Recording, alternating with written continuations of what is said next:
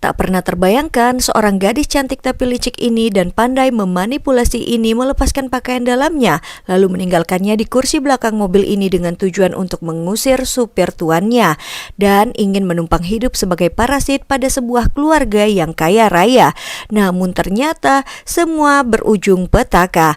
Dan inilah alur cerita film Korea terbaik yang berjudul Parasite. Sudah bosan hidup miskin, satu keluarga ini hidup sebagai parasit pada keluarga kaya. Makan makanan enak juga menikmati fasilitas di rumah orang kaya. Bagaimana bisa? Satu keluarga miskin ini pun tega menipu keluarga kaya agar mereka semua bisa bekerja di rumah mewah dengan gaji yang besar. Keluarga Pak Kim Ki-taek tinggal di rumah bawah tanah dengan keadaan yang mengenaskan. Ditambah mereka semua adalah pengangguran, mereka hanya bisa melipat kotak pizza untuk mengumpulkan uang-uang receh.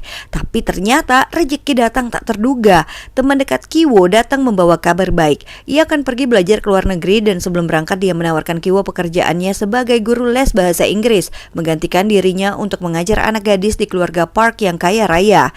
Kiwo yang memang pintar sempat minder sebab dia sadar dia tak benar-benar kuliah, tapi sang teman punya ide dan meminta Kiwo untuk berbohong tentang latar belakang pendidikannya dan berkata bahwa dia adalah lulusan universitas ternama. Ide itu tampak gila, namun keluarga Kim penuh akal. Ki Jung, adik perempuan Kiwo, menggunakan keahlian Photoshopnya untuk membuat ijazah palsu seolah-olah kakaknya benar-benar lulusan universitas bergengsi. Dokumen itu pun terlihat sangat meyakinkan. Dan hari wawancara pun tiba. Kiwo berdandan rapi dan datang ke rumah keluarga Park. Dan begitu tiba, matanya pun terbelalak. Rumah itu sungguh sangat mewah, megah dan bersih. Kontras dengan tempat tinggalnya yang lembab dan sempit dan semi basement. Ia pun sempat terpaku memandangi arsitektur keindahan rumah ini. Lalu seorang wanita berambut keriting pun menyambutnya. Ternyata ia adalah pelayan rumah tangga. Tak lama kemudian muncullah Nyonya Park, seorang ibu rumah tangga yang penampilannya sangat rapi dan mudah ditipu.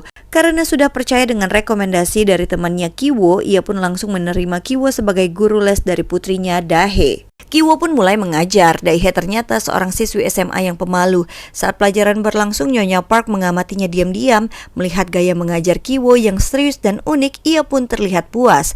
Nyonya Park lalu bercerita bahwa ia punya anak laki-laki yang bandel dan terlalu aktif, bahkan suka menggambar hal-hal yang aneh. Dan sang nyonya pun merasa sangat kesulitan menemukan guru seni yang bisa menangani sang anak. Mendengar cerita itu, muncullah sebuah ide licik di kepala Kiwo. Lalu ia merekomendasikan seorang kenalan ahli seni bernama Jessica, yang tak lain adalah adik kandungnya Ki Jung. Ki Jung pun datang dengan gaya elegan, dandanan stylish dan penuh percaya diri. Ia menyamar sebagai guru seni dari universitas di Amerika, lalu mulai mengajar dengan rahasia yang disebut terapi seni rahasia. Awalnya Nyonya Park ragu dan cemas, tapi keajaiban terjadi. Anak laki-lakinya mendadak jadi penurut. Saat Ki Jung dan Nyonya Park berbicara berdua, Ki Jung mulai memainkan psikologi sang ibu. Ia mengarang cerita bahwa gambar-gambar sang anak menunjukkan tanda-tanda skizofrenia akibat trauma masa lalu.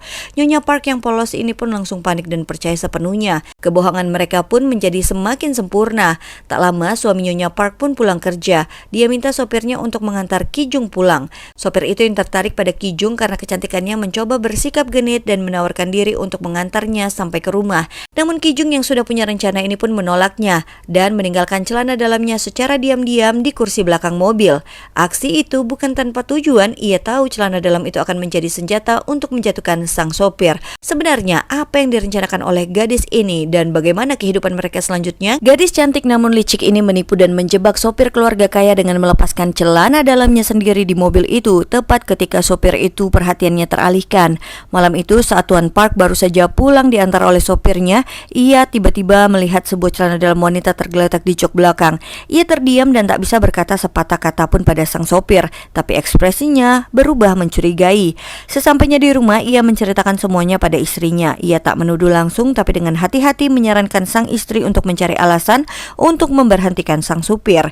Pembicaraan itu ternyata didengar oleh Ki Jung yang memang sengaja menaruh celana dalam tersebut sebagai bagian dari rencana menyingkirkan sopir lamanya. Tak lama kemudian saat Nyonya Park sedang di rumah, ia bertanya pada Ki Jung yang sedang menyamar sebagai guru seni bernama Jessica, apakah benar sang sopir tadi mengantar dirinya pulang? Ki Jung dengan santai menjawab bahwa sang sopir itu memaksanya untuk mengantar hingga ke rumah, seolah hendak menggoda Ki Jung. Jung. Nyonya Park yang mendengar itu pun langsung syok, kecurigaannya pun semakin kuat. Dia yakin sopirnya mata keranjang dan memanfaatkan mobilnya untuk merayu gadis-gadis. Ia dan sopirnya pun tak butuh alasan lebih banyak untuk segera memecat sopir itu. Di saat itulah Ki Jung menyodorkan nama sopir pengganti yang terpercaya dan berpengalaman. Ia menyebutnya sebagai rekomendasi pribadi, padahal itu adalah ayahnya sendiri. Sang ayah, Kim Ki-taek, mempersiapkan diri dengan sangat serius, bahkan ia berlatih menyetir mobil mewah di showroom, dan saat akhirnya mengantar Tuan Park untuk pertama kalinya, ia bersikap tenang dan profesional, seolah-olah sudah bertahun-tahun membawa mobil jenis itu. Tuan Park pun sangat terkesan. Kini 3 anggota keluarga Kim berhasil menyusup ke rumah keluarga Park yang kaya raya. Hanya tinggal satu posisi tersisa, yakni asisten rumah tangga. Namun pelayan rumah yang sekarang sangat sulit untuk digeser. Ia sudah bekerja di rumah itu sejak zaman pemilik lamanya, bahkan sebelum rumah ini dibeli oleh keluarga Park. Ia tahu semua seluk-beluk rumah ini. Lalu suatu hari saat Ki Jung sedang mengajar si anak bungsu keluarga Park, Nyonya Park bilang bahwa ia ingin makan buah persik, tapi buah itu terlarang di rumah ini karena pelayannya alergi berat terhadapnya. Seketika, ide jahat di kepala Ki Jung pun muncul. Ki-wo lalu membeli buah persik, lalu mereka mengikis halus bulunya dan diam-diam menebarkannya di sekitar pelayan. Hasilnya, wanita itu pun langsung batuk-batuk hebat tak berhenti. Saat pelayan itu pergi ke rumah sakit, Kim Ki-taek diam-diam mengikutinya dan duduk di dekatnya. Ia lalu mengambil selfie dengan ekspresi cemas seolah-olah khawatir sambil mengarahkan kamera ke pelayan itu yang sedang sakit parah. Lalu foto itu ia tunjukkan kepada Nyonya Park dengan akting yang meyakinkan. Ia berkata bahwa ia mendengar si pelayan mengaku menderita penyakit TBC. Sang Nyonya Park pun panik, apalagi tiba-tiba ia pulang ke rumah dan mendengar pelayan itu batuk keras, padahal itu adalah ulah Ki Jung. Sebagai penyempurna, Ki-taek lalu menyemprotkan saus berwarna merah di tisu bekas si pelayan seolah-olah itu adalah darah. Rencana mereka pun berhasil. Takut tertular, pelayan itu pun dipecat. Tak lama kemudian, Kim Ki-taek sang ayah memberikan kartu nama sebuah agen pembantu kepada Nyonya Park, dan saat Nyonya Park menelpon, yang menjawab adalah Ki Jung yang berpura-pura menjadi agen lalu merekomendasikan orang yang sangat bisa dipercaya. Akhirnya kini ibu mereka sendiri, Chun Sok, resmi masuk bekerja sebagai pembantu rumah tangga menggantikan pembantu yang lama. Satu keluarga kini resmi menguasai rumah orang kaya. Namun ada satu masalah kecil. Anak bungsu keluarga Park mulai curiga. Ia mengatakan bahwa semua orang baunya sama. Semua yang bekerja di sini memiliki bau tubuh yang tak enak. Bau itu aneh, mirip bau lembab dari ruang bawah tanah. Bahkan ia bilang guru lesku dan pelayan baru ini juga baunya sama. Tapi keluarga Park hanya tertawa dan tak mengambil pusing. Hari itu keluarga Park bersiap pergi berkemah. Rumah akan kosong dan tentu saja keluarga Kim tak ingin menyia-nyiakan kesempatan itu. Mereka berkumpul di ruang tamu, minum wine mahal, makan camilan enak dan bersenda gurau di sofa mewah. Mereka mulai terbiasa hidup seperti orang kaya. Tapi tiba-tiba bel rumah berbunyi. Melalui CCTV mereka melihat itu adalah wanita pelayan lamanya. Basah kuyup karena hujan, wajahnya tampak putus asa. Ia mengatakan bahwa ia meninggalkan sesuatu di ruang bawah tanah dan hendak mengambilnya. Karena merasa tak enak hati, Chung Sok pun akhirnya membiarkan wanita itu masuk. Sang wanita langsung menuju dapur dan mendorong sebuah lemari, ternyata di baliknya ada pintu rahasia. Ia masuk ke dalam berteriak memanggil nama seseorang. Chung Sok yang bingung pun ikut masuk dan terkejut luar biasa. Di dalam ruang rahasia itu ada seorang pria tua tergeletak lemas. Ternyata suami dari pelayan lama itu bersembunyi di sana selama bertahun-tahun. Ia buron karena hutang dan satu-satunya yang tahu tentang ruang bawah tanah itu adalah sang istri. Karena dulunya rumah ini milik arsitek yang menunjukkan pintu rahasia itu kepada sang pembantu. Ia memohon belas kasihan, ia meminta sedikit makanan dan rela membayar. Namun saat pelayan lama itu sedang sibuk, tak sengaja salah satu anggota keluarga Kim terpleset jatuh hingga semua rahasia pun terbongkar.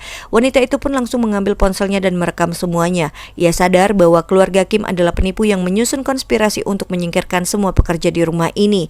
Kini keadaan pun berbalik, pelayan lama memegang kendali. Ia mengancam akan mengirimkan video itu kepada Nyonya Park dan menghukum satu keluarga penipu ini.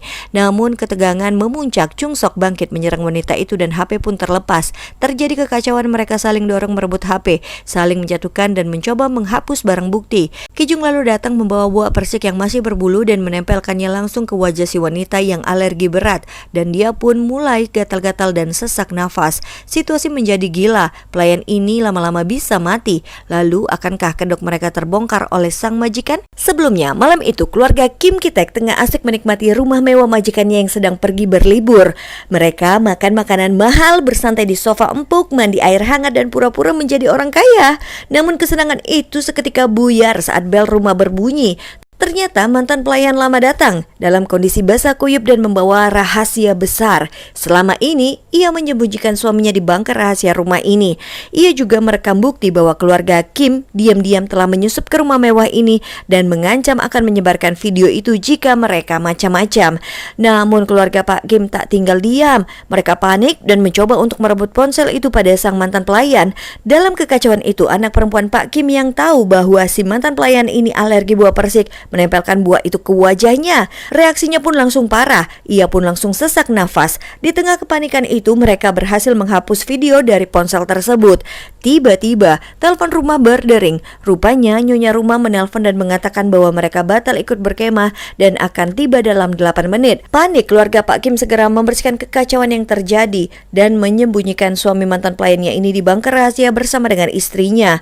Di saat bersama, Ki-woo membereskan sisa makanan di meja dan ia buru-buru bersembunyi di bawah meja makan saat mendengar suara password pintu diketik. Sedangkan Ki-jung bersembunyi di bawah tempat tidur putri orang kaya ini. Di dalam bunker, suami mantan pelayan ini mencoba memberontak. Ketika ia hampir keluar, Ibu Kim menendang sang istri hingga terjatuh dan kepalanya terbentur dinding dengan keras. Ia pun pingsan seketika. Ibu Kim segera mendorong tubuhnya kembali ke bunker dan menutup pintunya. Namun, suami si pelayan yang masih hidup ini menekan tombol lampu rumah sebagai sinyal kode Morse, sebuah pesan rahasia yang diam-diam dilihat oleh anak bungsu keluarga kaya. Saat itu keluarga majikannya ini berkata bahwa Pak Kim bau dan baunya seperti orang miskin, membuat Pak Kim Ki-taek merasa sangat terluka dan terhina. Hujan turun sangat deras ketika keluarga Pak Kim akhirnya berhasil keluar dari rumah mewah itu. Mereka mendapati rumah asli mereka yang berada di bawah tanah telah terendam banjir.